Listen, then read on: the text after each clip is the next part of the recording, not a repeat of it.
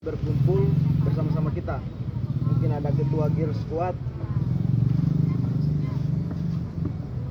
Mbak. Namanya siapa? Seketika saya lupa namanya. Azahra saya ingat. Mbak Zahra. Jadi Mbak Zahra ini asalnya dari Medan. Dia memiliki lembaga yang namanya Gear Squad yang bergerak juga di bidang keperempuanan. Iya, Gear Squad. Kemudian ada juga dari himpunan mahasiswa Sulawesi Tenggara yang diwakili kawan-kawan Pak Sekum. Mana Pak Sekum tadi?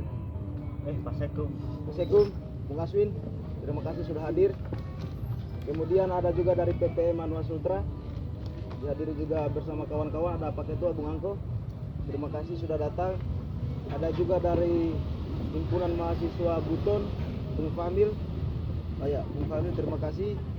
Kemudian ada juga kawan-kawan pengurus-pengurus dari lembaga hukum, pengacara-pengacara muda yang mungkin ke depan bisa bersama-sama kita untuk bagaimana mengawal berbagai kasus-kasus yang terjadi di Sulawesi Tenggara.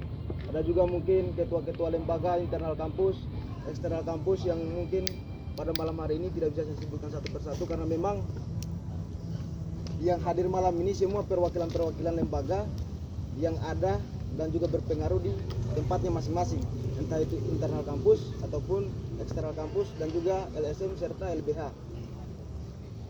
Jadi seperti yang telah disampaikan sebelumnya, mungkin masih ada kawan-kawan di sini yang belum mengetahui daripada substansi kita duduk berkumpul malam hari ini, bahwasanya kita hari ini datang berkumpul di sini merupakan pertemuan yang kesekian kali, mungkin sudah keempat atau kelima kali.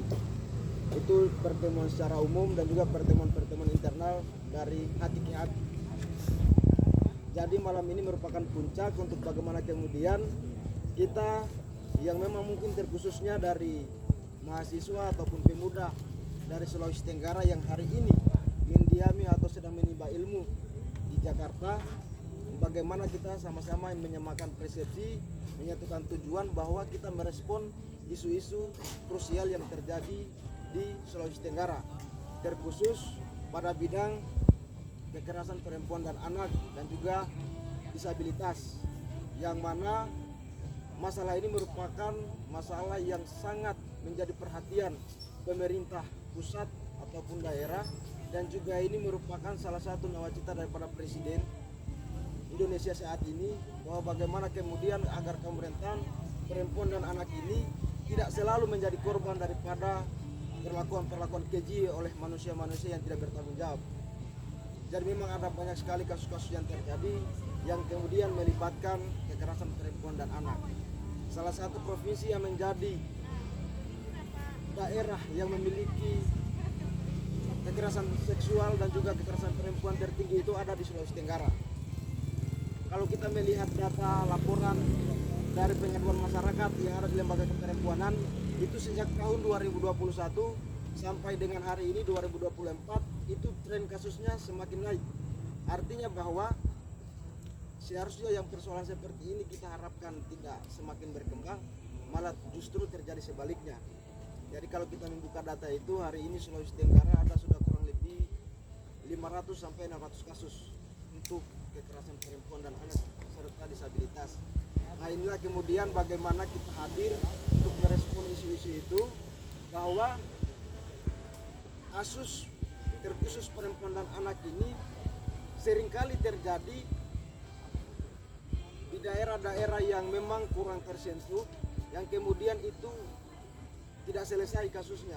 Artinya para oknum-oknum yang terlibat sebagai pelaku ini tidak mendapatkan pengadilan yang sebagaimana tertuang dalam undang-undang itu, bahwa mungkin ada sesuatu yang mengakibatkan sehingga mereka tidak ditahan dan lain sebagainya.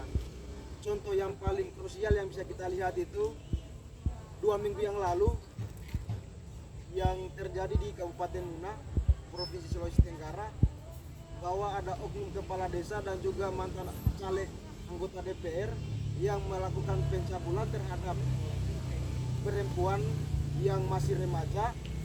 Itu ketika dia melapor di kepolisian, laporannya sudah berjalan sudah kurang lebih 2 bulan, tapi tidak ada tindak lanjut ataupun penetapan ataupun penangkapan tersangka itu, oknum kepala desa dan juga mantan caleg itu.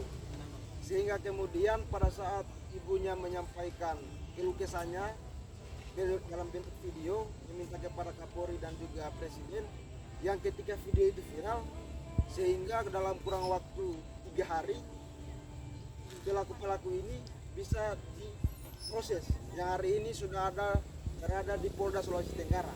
Artinya bahwa ketika memang tidak ada keviralan dalam proses ini, ada istilah baru dalam hukum yaitu no viral no justice. Kalau tidak viral tidak ada hukuman di situ. Jadi mungkin kita masuk pada ruang itu agar bagaimana ketika memang terjadi kekerasan-kekerasan kepada perempuan dan anak ini, Lembaga Nuradaya Peran ini hadir di bidang itu untuk kemudian bagaimana kita bersama-sama menekan angka kekerasan seksual dan juga kepada kaum disabilitas ini.